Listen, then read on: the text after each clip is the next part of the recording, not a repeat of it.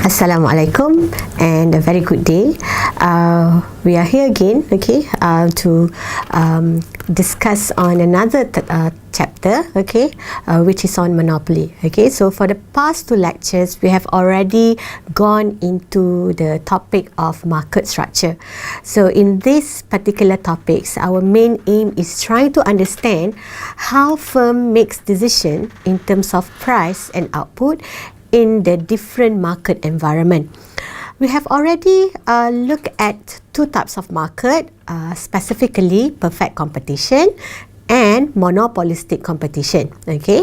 So these two markets, they share some similar characteristics, in the sense that both markets have large sellers, They also face with free entry and exit.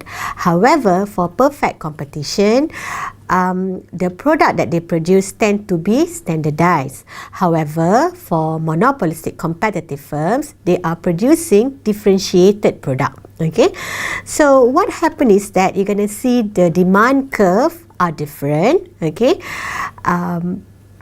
And the type of profit that they experience in the short run are more or less similar. However, when it comes to long run equilibrium, you're going to see that firm in each of the markets tend to experience normal profit, or what we call as zero profit.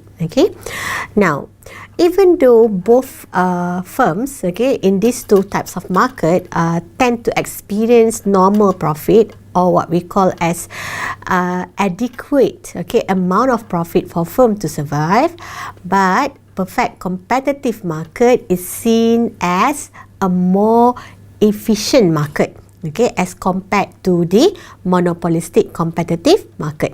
Alright, so the main reason is that in the long run, perfect competitive firm, they are earning normal profit and they are also operating at the minimum of average cost. However, when you look at monopolistic competitive market, even though they are earning normal profit, but they are not operating at the minimum of average cost. So for that reason, perfect competitive market is seen as a more efficient type of market. Now today we're going to look at another market, and that would be monopoly. So in this particular chapter, what we are trying to do is we're going to look at some of the characteristics of a monopolistic firm, or a monopoly firm. Alright, we also want to look at why monopoly arises, and finally we would like to understand how monopolists makes pricing and output decisions in both short run and long run production period. Now, when we talk about monopoly, if you can recall, if you put it on an axis, you're going to see that monopoly would be at the polar opposite of perfect competition. So perfect competitive market is at one end, with too many firms, very high competition, but at the other end we have monopoly with only one firm and no competition at all. So you can see that monopoly should have a polar opposite characteristics as opposed to perfect competition. So monopoly is actually a market structure where we have only one firm, in the market. So the firm actually makes up the entire market. Alright. So when you look at competitive firm, you can see that there are too many firms, and each of the firms are producing homogeneous product or standardized product. So for that reason, each of these competitive firm, they are price taker. Meaning that they don't have any power to fix price. So they just follow whatever price that have been decided in the market. So a perfectly competitive firm is seen as a price taker. Now, on the other hand, if you look at monopoly, we only have one firm in the market. So they are the market actually. So because they have a very huge market power, so therefore, monopoly firm tend to be a price maker as opposed to a price taker. Okay, so a monopoly firm is a price maker, so they have the market power. So for that reason, they have the ability to influence market price. Okay, but competitive firm, they don't have any market power, so they are known as price taker. Okay, now let us look at some of the characteristics, okay, of monopoly formally. So a firm is considered as a monopoly if it is the sole seller of its product. Okay, so meaning that we only have one firm producing that particular product. Okay, and that product cannot have any close substitutes in the market. So meaning that this individual firm, they are producing a very unique product. You cannot find, okay, any other producer who's producing the same type of product. Okay, so if you see a market with only one firm and the product that they produce doesn't have any close substitute, then this firm can be categorized as a monopoly. Okay, now let us look at why monopolies come into existence. Okay, so the main reason why monopoly arise is due to barriers to entry. So barriers to entry provides opportunity, okay, for firm to become a monopoly. Okay, so let us look at some of these barriers to entry. In general, okay, there are three sources of barriers to entry. Okay, so meaning that these barriers which provides or what we call as a limit, okay, for new firms to enter the industry. Okay, so this is like an obstacle, okay, which prevent new firms from coming into the industry. Okay, so what makes it difficult for new firm, okay, to enter a monopoly market? One reason is the ownership of key resources. Okay, the second one is where the government, it provide a particular firm, okay, with the exclusive right to produce certain goods or services. And the third source of barrier would be the fact that a particular firm or a single firm, it is more efficient than a large number of firms, whereby they are able to produce their product at a much lower cost of production. Okay, so basically, okay, the barriers to entry can be categorized into three types. So we have ownership of key resources. Okay, so meaning that the particular firm, okay, they have a unique ownership or a sole ownership of the raw materials, okay, used to produce their product. The second one, okay, we look at the rights, okay, given by the government to a particular company. And the third one, we are looking at the fact that it is more efficient to have a single producer as compared to a large number of producers, because the single producer is able to produce at a much lower cost of production. Okay, now let us look at each of these barriers in more detail. Okay, now as I mentioned to you just now, one of the barrier to entry is the ability for the firm, okay, to have an exclusive right, okay, on the resources. Okay, so this is where we have monopoly resources. Okay, now a good example of a company that have an exclusive right, okay, on a particular resources would be the De Beers company. Okay, so the De Beers company, they own most of the world's diamond mines, and for that reason, De Beers is seen as the monopoly, okay, in the diamond industry. Okay, however, exclusive ownership of a key resource, okay, it's very difficult to find. Okay, so not many company are able to have an exclusive ownership of a resources. Okay, but okay, if so the closest would be the De Beers company, whereby they are the one, okay, who own most of the diamond mines in the world. Okay, so that will be a good example of a firm that own exclusive ownership of a key resources. Okay. Now, the second one is government-created monopolies. Now, this is where the government, okay, they provide, okay, exclusive rights, okay, to a particular firm to sell or produce certain goods, okay, in certain markets. Okay, so by doing this, government restrict entry. Okay, so some of the examples of restriction, okay, which government introduced would be in terms of patents, okay, license, we have copyrights and others. Okay, so for example, if let's say, the government gave Extro the exclusive right, okay, to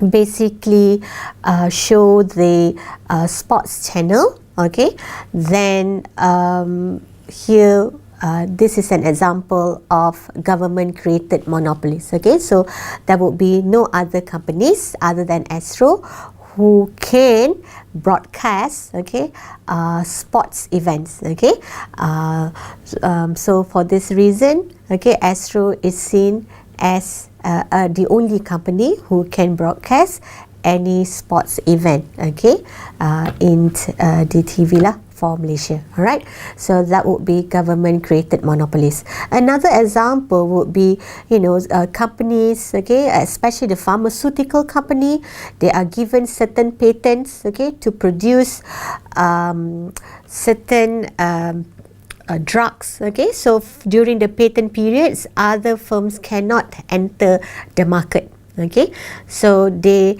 have the monopoly power all by themselves during the patent period. Okay, however, once the patent period ended, then new firms can enter the industry. Okay, so that would be an example of government created monopoly. So here, this is where the government, they try to provide patents, okay, copyrights, licenses to a particular firm, okay, to sell or produce a particular goods, okay, in certain markets, right? So as I mentioned just now, patent and copyright laws, okay, are some of the examples of how government creates a monopoly, okay, to fulfill the interests of the public. Okay, now the third type of monopoly is where the company, okay, it is the only company that exists in the market because they are able to produce, okay, a particular product at the lowest cost per unit. Okay, so for example, let's say in the industry, we started off with few companies, let's say 5 companies. Okay, but so let's say this company, we name it as firm A, B, C, D and E, but there's this one particular company by the name of firm A. So it is very efficient. Okay, it conduct a lot of R&D trying to figure out ways, okay, to produce their product at the lowest possible cost. Okay, so this particular firm A, they managed to do that. The other firms, okay, eventually they cannot compete with the costs, okay, experienced by firm A, so the other firm will leave the market. So in the end, we only have one firm, which is firm A, okay, that operate, okay, serving the market. So this is what we call as natural monopolies. Okay, so an industry, okay, is a natural monopoly when we have a single firm that can supply a good or service, okay, to an entire market at a smaller cost than could 2 or more firms. So if you compare by having many firms and by having one firm, this particular firm, okay, can basically serve the market at a much lower cost. Okay, the other firms, they cannot do that, so they have to leave the industry. Okay, so that would be an example of natural monopolies. Okay, so what we have done is we have looked at okay, some of the barriers. So we are still under natural monopolies. Okay, or what this is a type of barrier whereby the firm is able to enjoy the lowest cost per unit. Okay, so the main reason why this particular firm is able to enjoy the lowest cost per unit is because of economies of scale. Okay, so over certain relevant range of output, so this particular firm is able to enjoy economies of scale. So do you still remember what is economies of scale? We have already covered this in the cost chapter, isn't it? So economies of scale is a long run concept. This is where a firm experiences advantages of being a large company. Okay, so what happened is that the advantages is in terms of lower cost per unit. So a natural monopolist exists because of economies of scale. So they are able to produce large quantity but at the lowest cost per unit. Okay, so this is our economies of scale, okay, condition. So you can see that this is our long run average total cost curve. So what happened is that this particular monopoly, they are able to produce large unit of output at the lowest cost per unit. Okay, so this is how natural monopolies arise, okay, in the economy. So remember that, okay, why there is only one firm in a monopoly market? Well, the reason is because of the barriers to entry. Okay, so it makes it difficult for new firms to enter the market. Okay, so what are some of the examples of the barriers? Well, as I pointed out to you just now, the barriers can be in the form of sole ownership of the resources. So we have one particular company, they own the resources to produce the product. Okay, so for example, we have the DBS company. So they are the company that produce diamond, isn't it? And what makes them having very huge monopoly power? Because they own the diamond mines in the world. So they own the resources, and for that reason, they are the monopoly in diamond. Okay, the second barrier is what we call as government created barriers. So this is where government provide some kind of rights, okay, some exclusive rights for certain firms to produce a particular product. Okay, so this can be in the form of copyrights, okay, patents, okay, we have licenses. So government only provide, okay, these rights, okay, to certain company. So meaning that this is the only company that can produce or sell the product.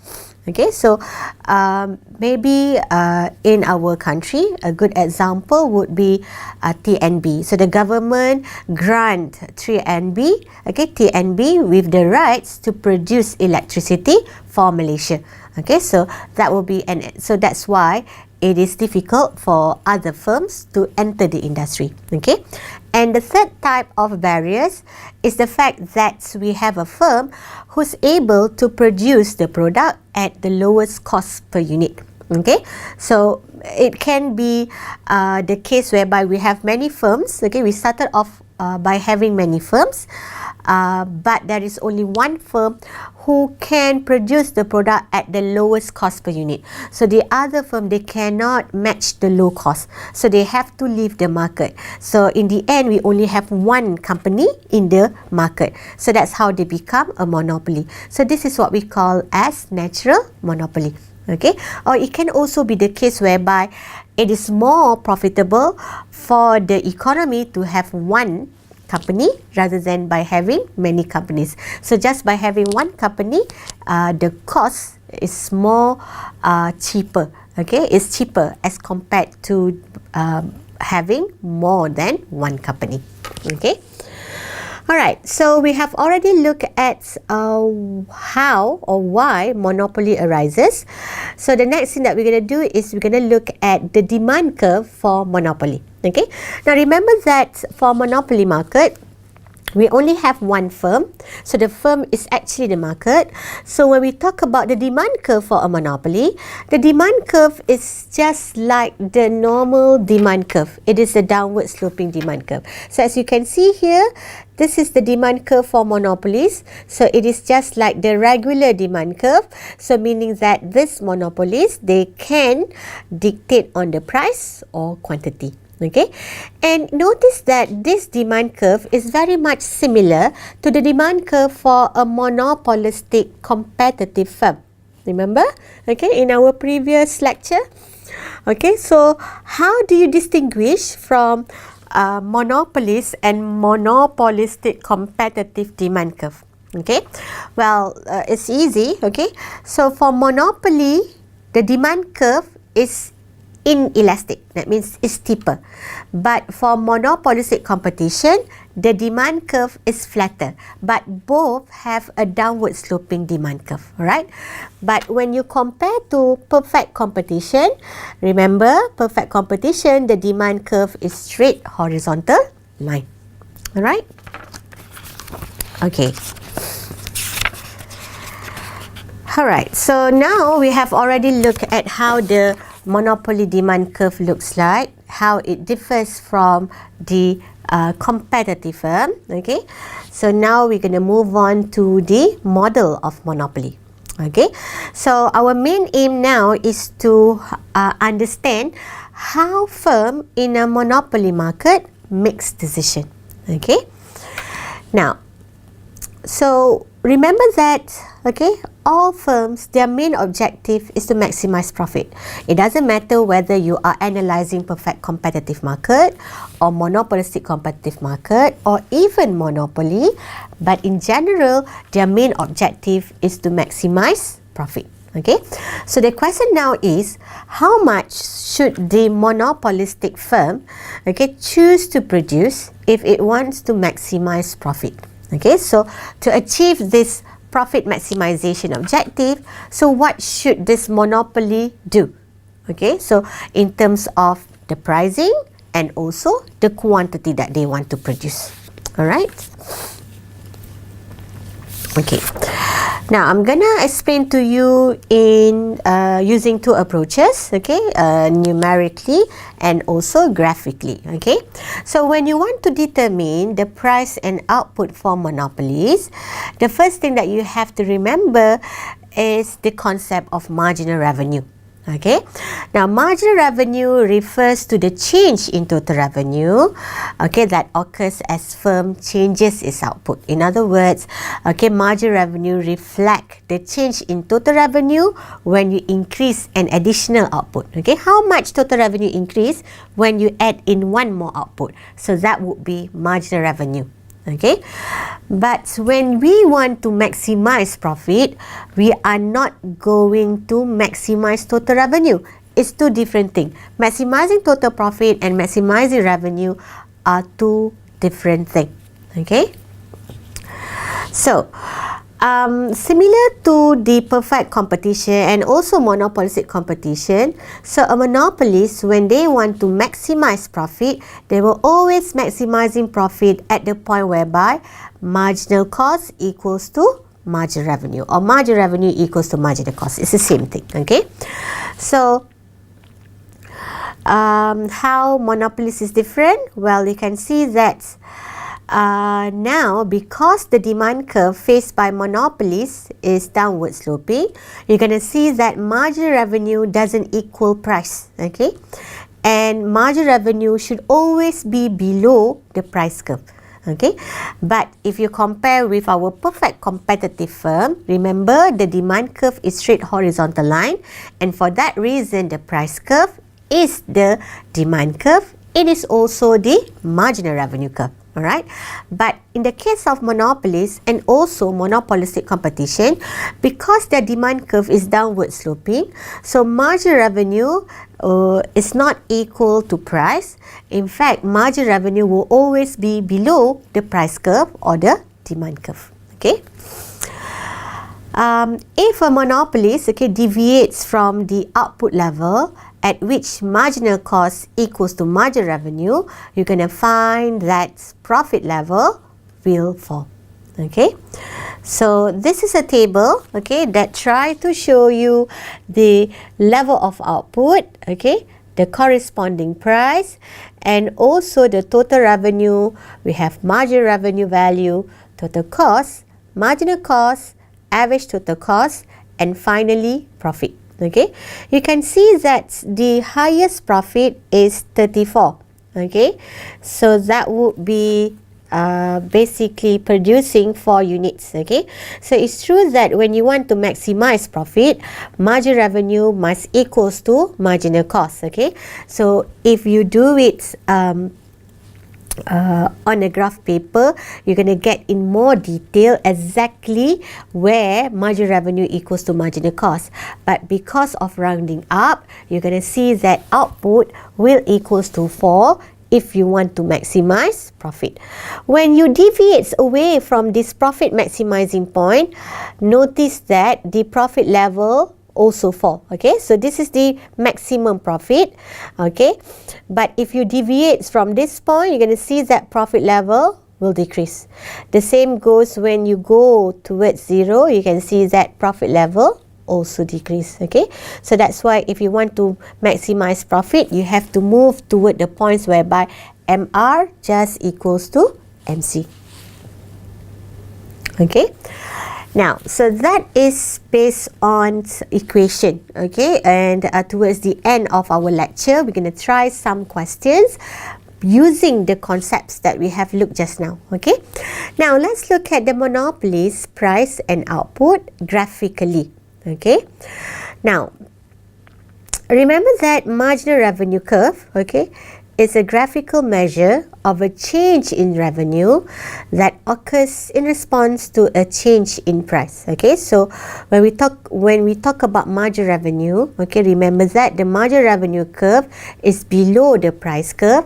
So basically, it will show you how much, okay, the change in revenue whenever you change the price level. Okay, so it also tells us about the additional revenue when firm tries to increase its output level. Alright, so if you want to determine profit maximization price, you still use the MC equals to MR condition, so MR equals to MC condition. But first of all, you need to find the output, okay, and then you have to extend a vertical line up to the demand curve. Okay, so basically what I'm trying to point out is that when you want to find profit maximizing point from a diagram, first of all, you have to identify where exactly is marginal cost equals to marginal revenue, okay, and then you try to find out what is the output level. If you want to find price, you have to extend a vertical line up, okay, to the demand curve, and that's where you identify the price curve. Okay, so if let's say you found out that marginal revenue is greater than marginal cost, you're going to see that monopolies will gain profit by increasing output. Okay, but if marginal revenue is less than marginal cost, the monopolies can gain more profit by decreasing output. Okay, if marginal cost equals to marginal revenue, well, the monopolies is maximizing profit.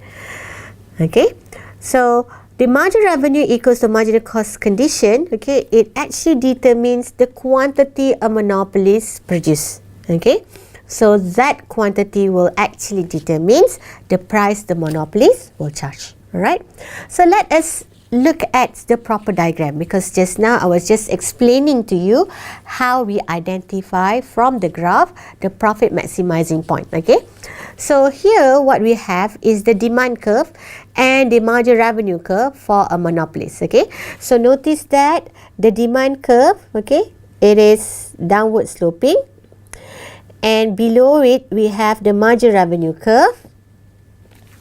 We also have the marginal cost curve. So if you want to find the profit maximizing point, the first thing that you need to do is you need to identify where exactly MR equals to MC. So this is your MR curve. Okay, so the yellow line reflects your marginal revenue curve. Now the brown line reflects the marginal cost curve. Okay, so the intersection of the two curves, this is what we call as the profit maximizing point. Okay, so if you want to identify what is the output level, you have to refer to the output axis. So in this case, it is 4. But if you want to know what's the price, you have to draw a vertical line up, okay, until, okay, you reach the demand curve, okay, and then you refer to the price axis for the price. Okay, so that's how we determine the monopolist price and output using a diagram. Okay, so this is the profit maximizing output, and this is the profit maximizing price. Okay, so that's how you determine. Okay, so remember that, okay, when it comes to profit maximization, a monopoly will maximize profit, okay, by producing the quantity at which marginal revenue equals marginal cost. Okay, so you gonna use the demand curve to identify where exactly is the price that will induce consumers to buy that quantity.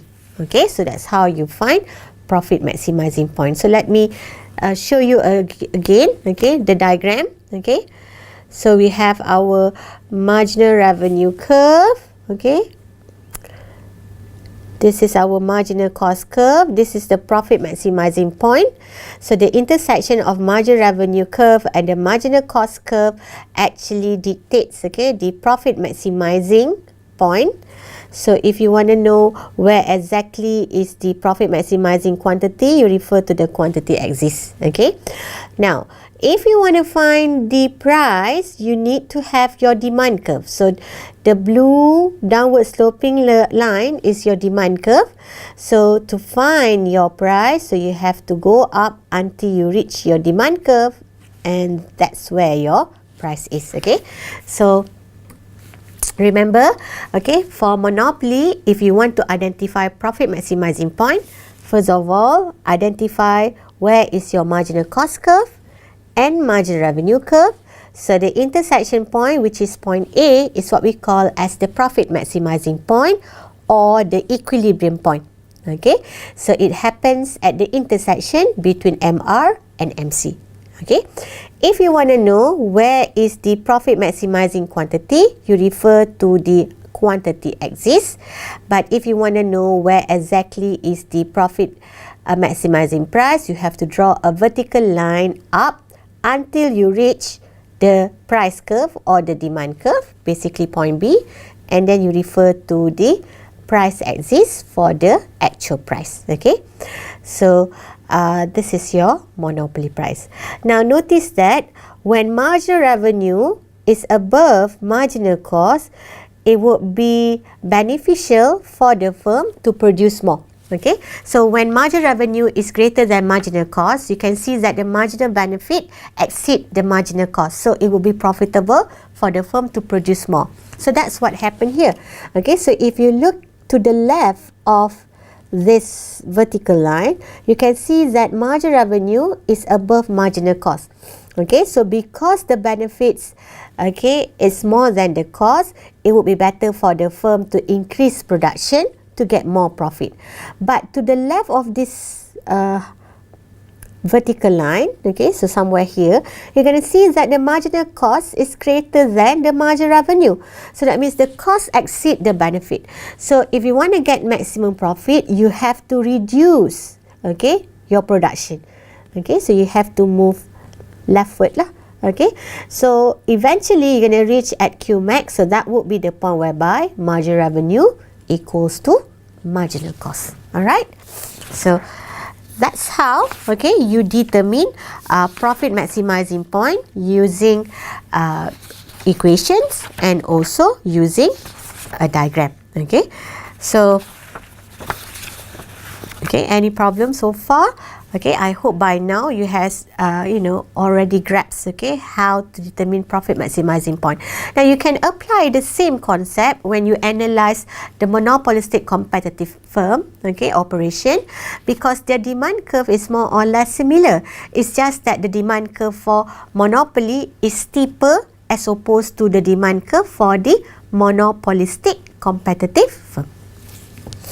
Okay, Now let us do some comparison between monopoly and perfect competition. Okay, because so far we have already looked at perfect competition, monopolistic competition, and now monopoly, and we know that perfect competition is the extreme. Okay, it's very extreme as opposed to monopoly. So we would like to make comparison between these two extreme market. Okay, so when we talk about monopoly, so this is where you have only the sole producer.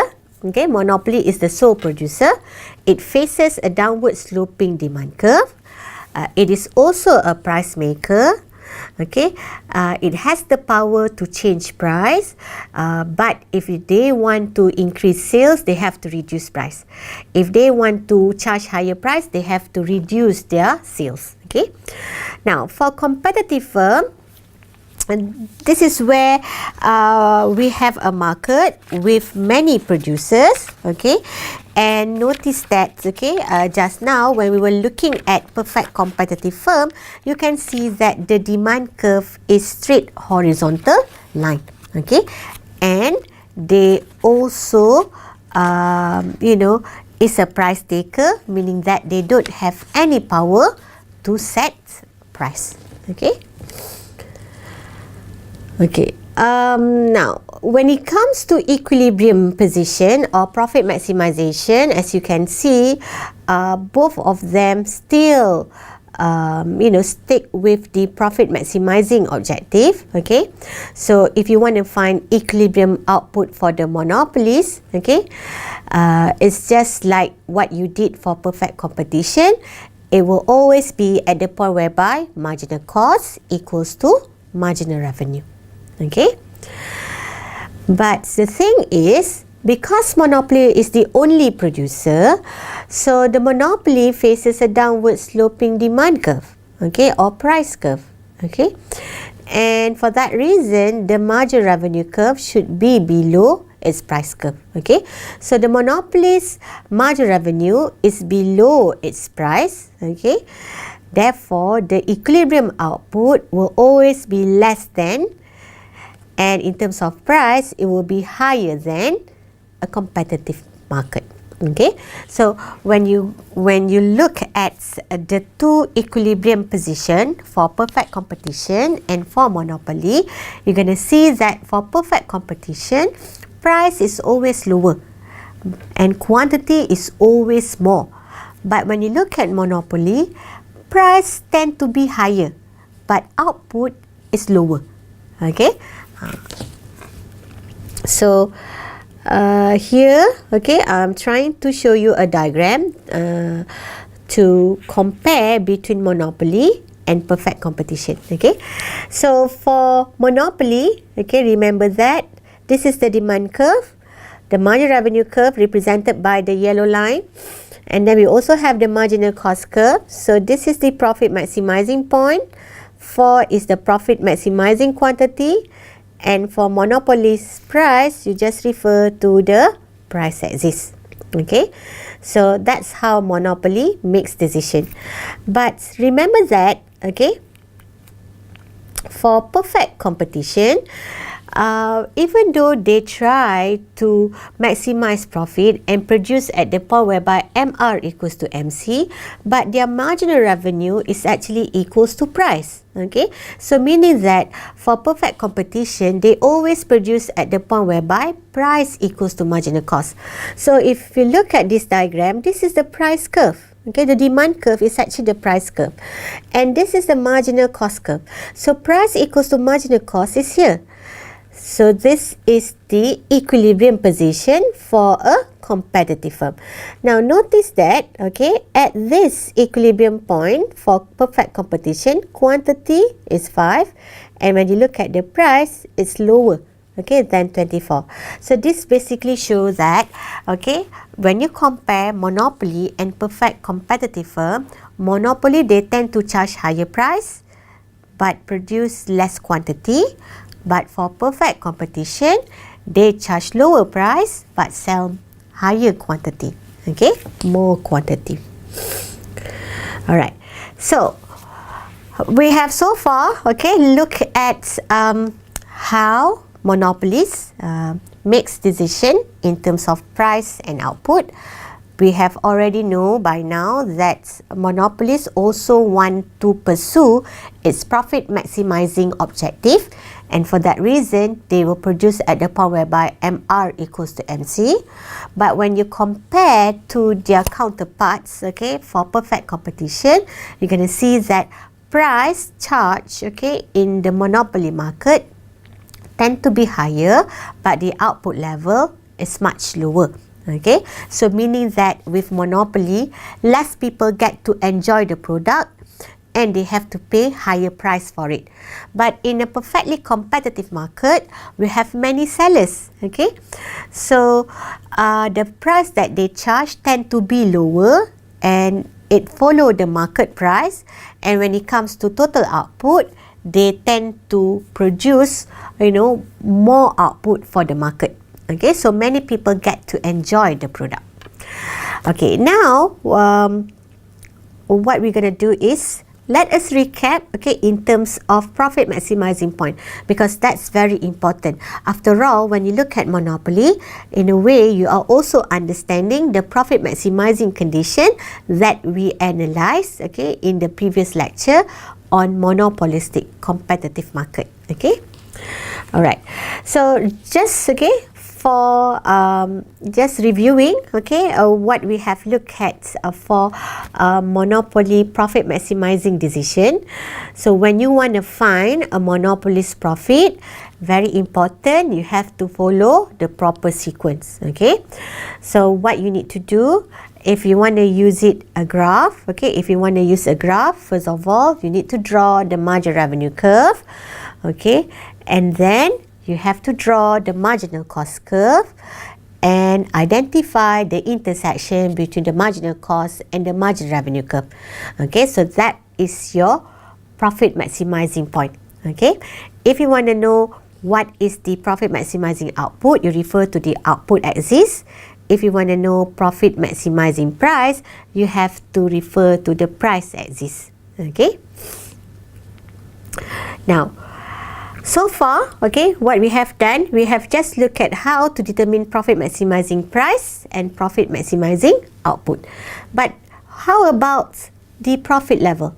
So if you want to know what is the amount of profit earned by the monopolist, you need to add in another curve, and that would be the average cost curve. Okay, so to determine the monopolist profit or loss, okay, so what you need to do is you need to subtract average total cost from average revenue at the level of output, and then you have to multiply by the chosen output. Okay, I will elaborate, okay, in detail in a bit. Okay, so remember that, okay, a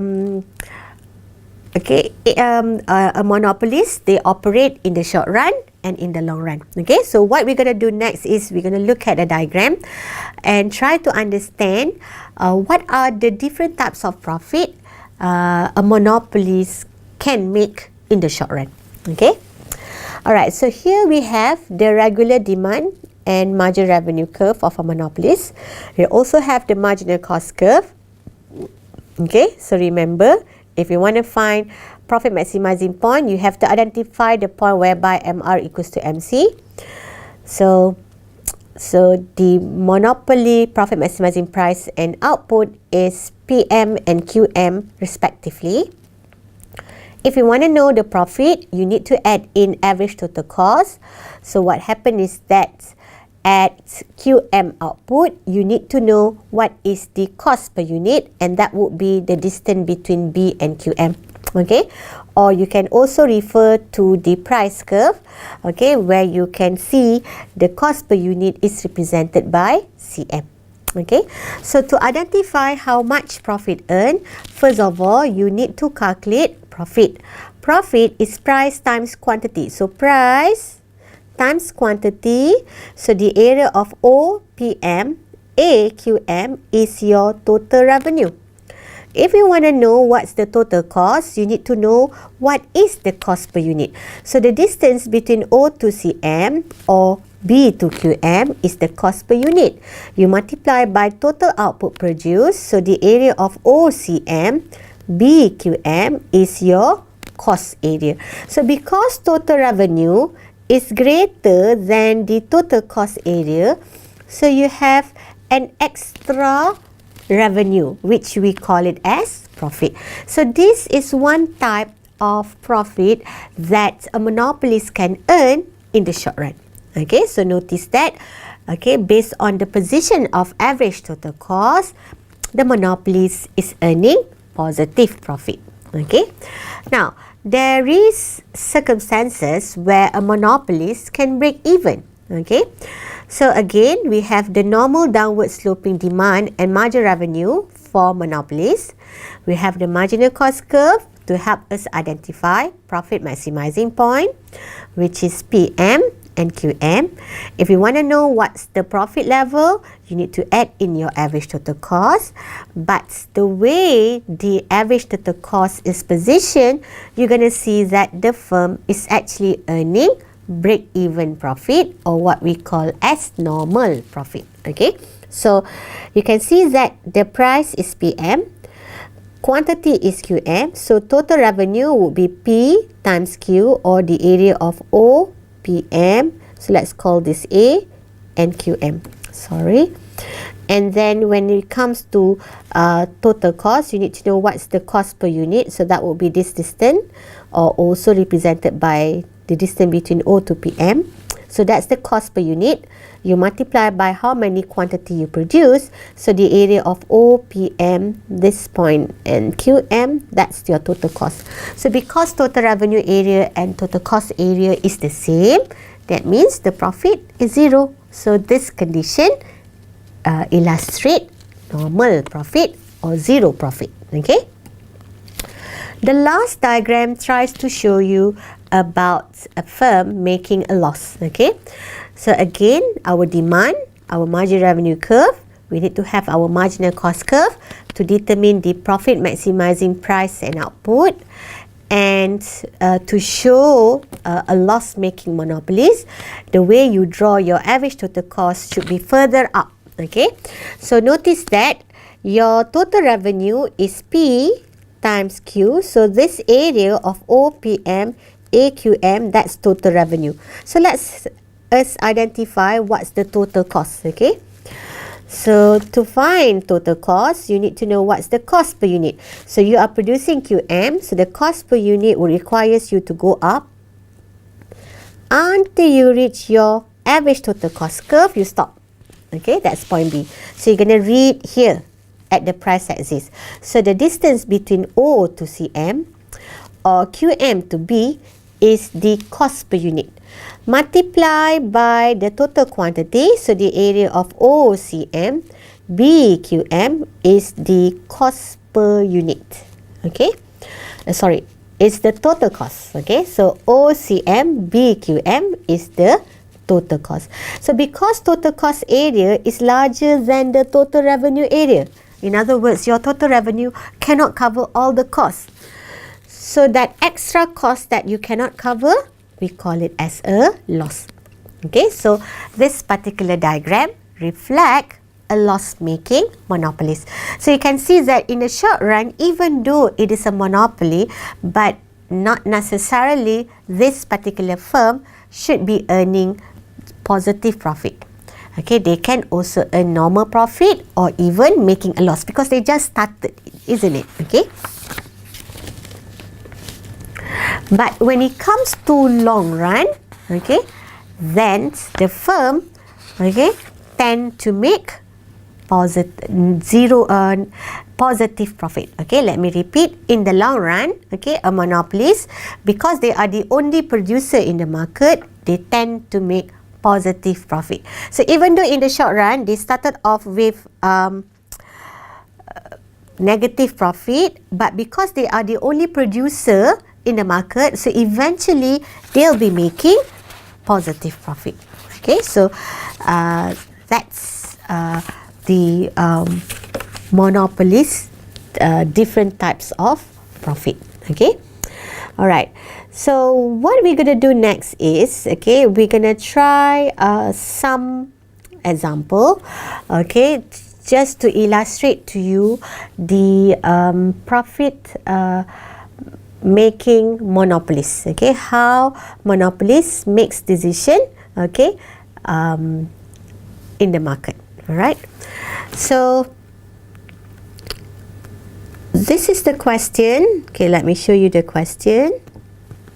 Okay, so we have a company. All right. So if you look at the company, it is called the Zinger Company. It is the sole manufacturer of sewing machines. Yeah, demand per period for a particular model is given by the following relationship. Okay, so you have Q equals to 400 minus 0.5p. Okay, where Q refers to quantity produced, P is price, and total cost of producing Q units, okay, per period is TC equals to 20,000 plus 50Q plus 3Q squared. Okay. Now, if you look, let's look at the question. So the first thing that you need to do is you need to express the total profits function in terms of Q. The second question requires you to determine the level of output where profits is maximized. And then you also need to determine price that will be charged by the firm. Okay. And then for question C, you are asked to calculate total profit the firm make. And finally, you need to identify what are the barriers to entry. Okay. So what we're going to do, so let me transfer this question.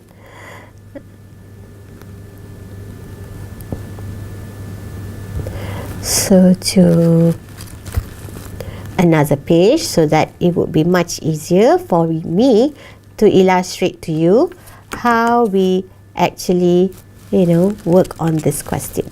All right. Okay. So that's the question. Okay. So let's look at this question again. Okay. So the first one, you need to express total profit function. Okay. Now, how do we write total profit? Now remember that, okay, profit, which can be represented by a symbol pi. Okay, so that's profit.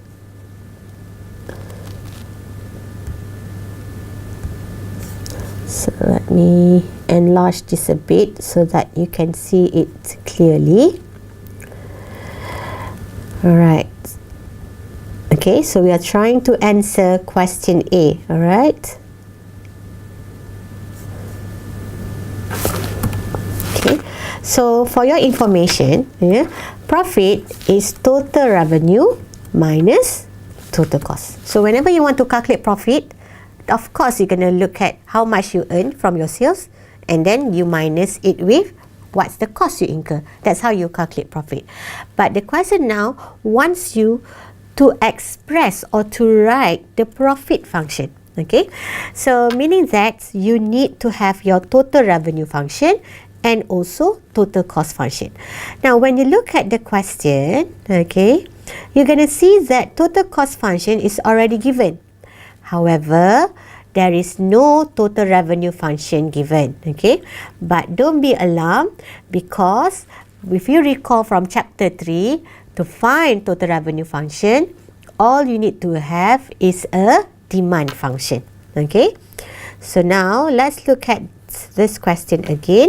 So remember, you are asked to derive to a profit function. Okay, and okay, we know that profit is TR minus TC. So first of all, we're going to derive to a total revenue function. Okay, and we are going to use our demand function. So this is what we call as the, okay, hang on. Okay, so this is your demand function. So let's paste it here. Q equals 400 minus 0.5p. Okay. Now, remember our target is to derive our total revenue function. Okay. Now, total revenue function must always in the form of Q. Okay. So, what we need to do is, if you are given a Q function, you need to convert it into a P function, or also known as the conventional demand curve function. So, what you need to do is you need to bring everything on the no, it's not everything. You need to bring P, okay, on the right hand side. You need to bring it to the left hand side, and Q, you need to bring it to the right hand side. So basically, you need to switch role. Okay, so what we want to do is from the Q function, you want to derive a P function. So meaning that you have to switch the position of P and Q. So now you want P to be on the left hand side and Q to the right hand side. Okay, so when you bring P to the right hand side, you will get positive 0.5P. Okay, and that will be equals to 400. And then Q on the left hand side, when you bring it to the right hand side, it will become negative Q. Okay, but remember we want P, so we have to divide everything by 0.5, and that will give us P equals to 800 minus 2Q. So that's how you get price function. But remember, our aim is to get total revenue. So we know that total revenue is P multiplied by Q. But if you want to get total revenue function, your P must be in the form of a function. So that would be 800 minus 2Q and multiply by Q. So your total revenue function, okay, is going to be 800Q minus 2Q squared. So this is how you derive to the total revenue function. But we are not done yet, because remember, our aim is to derive to the profit function. So far we have derived total revenue function. So now let's derive to the profit function. Okay, so let's copy this down again. So profit is TR minus TC, and because you have already derived your TR function, which is 800Q minus 2Q squared, so let's copy this down. Okay, and total cost you also given, okay, it is also given in the question, and that would be the whole thing here, 20,000 plus 50Q plus 3Q squared. So let's copy down that and put it into your total cost. Okay, so we have our total revenue. Okay, so this would be it, and our total cost. So what should we do next? Correct, we need to remove the bracket. So when you want to remove the bracket, so that's not much a problem for total revenue. So you just remove the bracket. So you have 800Q minus 2Q squared. Okay. However, when you want to remove the bracket, okay, for total cost, you have to be a bit careful. Okay, don't forget that you have to multiply negative sign with all the component of the total cost. Okay, so negative times 20,000, that will give you negative 20,000. Negative times plus 50, you're going to get negative 50Q. And negative times plus 3Q squared will give you negative 3Q squared. Okay. Okay, so that's your profit function. But are we done yet? Well, you can see that you can make it more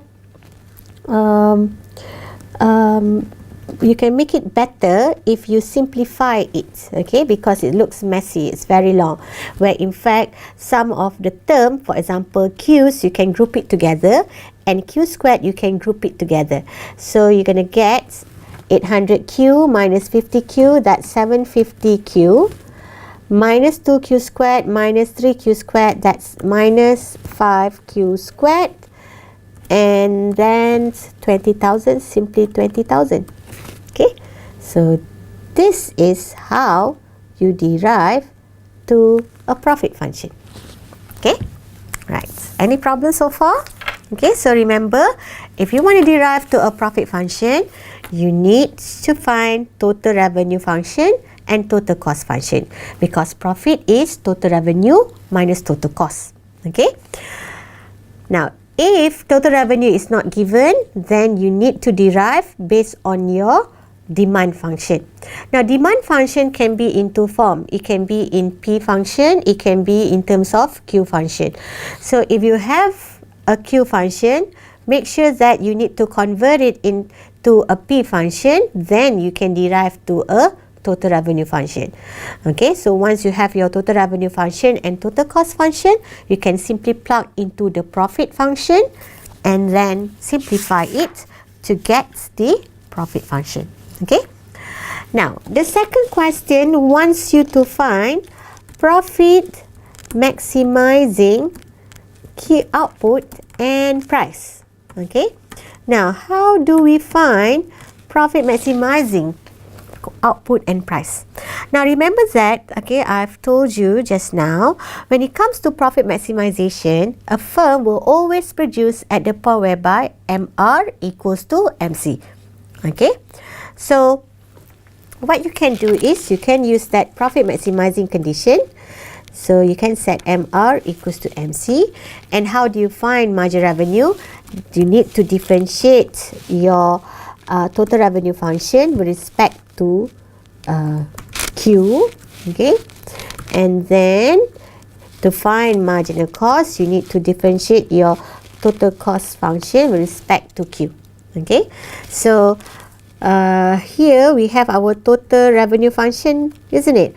So if you want to find margin revenue, simply differentiate it. Okay, so that will give you 800 minus 4Q. Okay, so do you agree with this? Okay, so let's look again. This is your total revenue function. If you differentiate 800Q, that will leave you with 800. And if you have negative 2Q squared, you differentiate it, you're going to get negative 4Q. Okay, and then you set this equal with marginal cost. Now, where is your marginal cost? Well, I have it here already, or you can just refer to the original question. So this is your total cost function. So you need to differentiate 20,000 and then 50Q and also 3Q squared. Yeah. So when you differentiate 20,000, that will leave you with 0. You differentiate 50Q, that will give you 50. And when you differentiate 3Q squared, that will give you 6Q. Okay. So what you need to do is you need to bring Q on one side and figures on the other side. So what I did is I just bring figures to the other side. So 50, you bring it to the other side, it becomes negative value. And it should be equals to 6Q plus 4Q. Okay.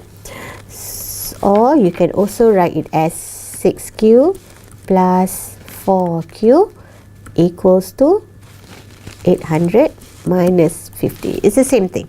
So 10Q equals to 750. So Q will be equals to 75. Okay, so Q equals to 75 is the profit maximizing output. Okay, but are we done yet? Now look again at the question. Question wants you to find at what level of output are total profit maximized and what would be the price charged. So far we have already identified the output. So now we need to identify the price. So how do we find price? Okay, so you have your Q. So how do we find price here? Okay, notice that in A, you have already derived your P function, isn't it? So to find price, all you need to do is plug in the value of Q into it. Okay, so substitute Q equals to 75 into the following function. Okay, so you know that's 800 minus 2. Q is 75 just now. So plug these values into your calculator and you should get a price equals to 650. So that's how you find profit maximizing quantity and also price. Okay, now let's look at question C.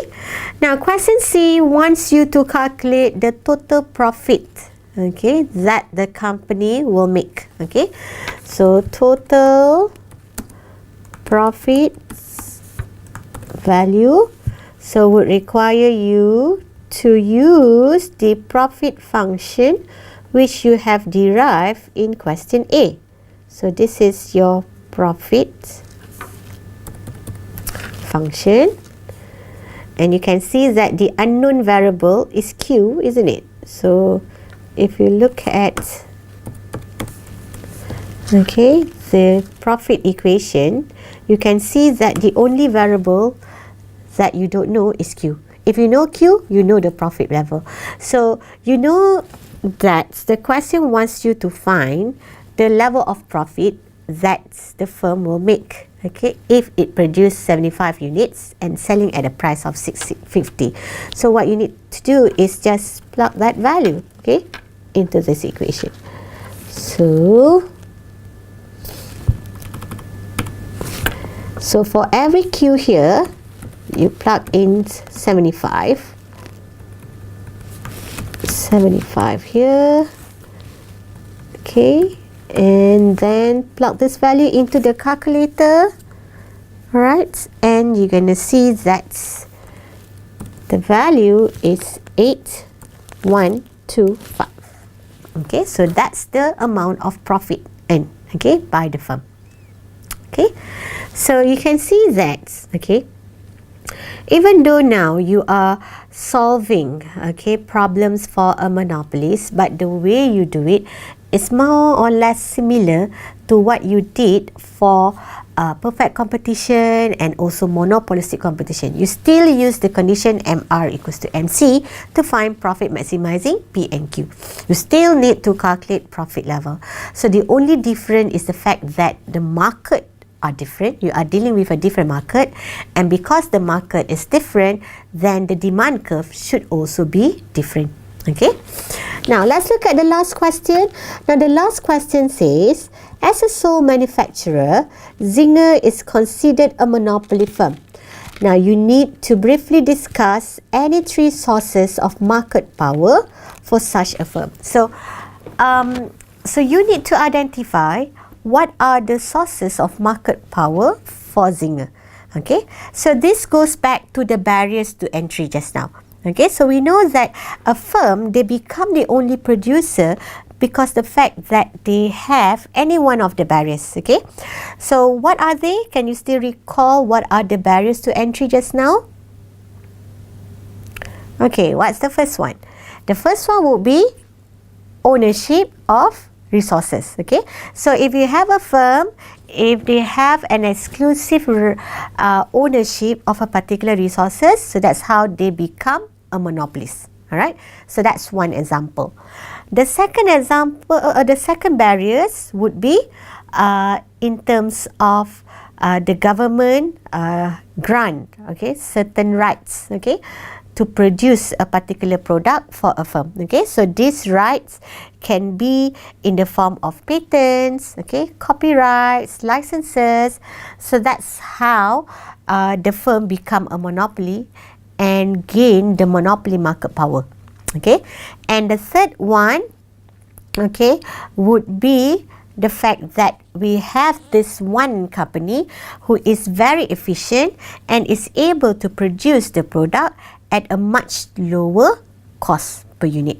So this is also known as a natural monopoly. Okay, so when we talk about the sources of market power, in other words, we are looking at the barriers to entry. So you have, three types of barriers ranging from exclusive right of or exclusive ownership of resources, government granted exclusive right to produce for certain product, okay, for firms, or you can also look in the point of a firm being able to produce a particular product at the lowest cost per unit as compared to the other firm.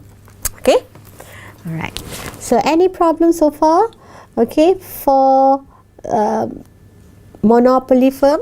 Okay, so I hope that this exercises will enable you to understand how we find profit maximization for a monopoly. Okay, as I said just now, it is more or less similar to what we did in the case of monopolistic competitive firm and also perfect competition. It's just that for perfect competition, when we talk about MR equals to MC, the MR itself is equals to price. Okay, so that's why for perfect competition, when they maximize profit, at the same time they are also producing at the point whereby price equals to marginal cost. But when it comes to monopolistic competition and monopoly, the way you solve is the same. You still use MR equals to MC. Okay, so that's how you solve, okay, the problems, okay, when it comes to monopoly pricing. Okay, so we are left with one more market, and that would be oligopoly market. So in the next lecture, what we're going to do is we're going to try to understand how oligopoly makes decision in terms of price and output. You're going to see that when it comes to oligopoly firm, they still pursue the same objective, and that would be maximizing profit. So meaning that in the case of oligopoly, they will also produce at the point whereby MR equals to MC. However, when we want to solve, okay, the equilibrium price and output using equations or numerically, well, the way you do it is a bit unique. Okay, so we're going to spend a whole time, okay, the whole time understanding what would be the methods, okay, to find profit maximizing point for oligopoly. Okay, and then the last part, okay, of the cost, okay, would look at pricing strategy, and we're going to look at price discrimination and cost plus pricing. So that would be the last lecture for the module. Okay, so we have two more lecture to go. Okay, so just be prepared with oligopoly, okay, because in the next lecture we're going to cover oligopoly. Okay, so that's it for today. Okay, I hope that by now, okay, you can grasp, okay, the three types of market: perfect competition, monopolistic competition, and then monopoly. Try to see how the demand curve looks like, okay, how they are differ from one market to another. Okay, you look at their profit maximizing condition and the type of profit that they earn in the short run and also in the long run. So just to recap, okay, so for monopoly, what we have did today, we have looked at the characteristics of monopoly, okay, where we have a single producer producing a very unique product, and there are barriers to entry, and these barriers comprise of exclusive ownership of resources, government grant exclusive rights to produce, or the fact that the monopolists can produce the product at the lowest cost per unit. Okay, and the last part of the lecture, we have looked at how firms makes price and output decision in the event of fulfilling their profit maximizing objective. Okay, so that's basically it for today. So I hope that in the next lecture we can meet again and we will discuss about oligopoly. Thank you.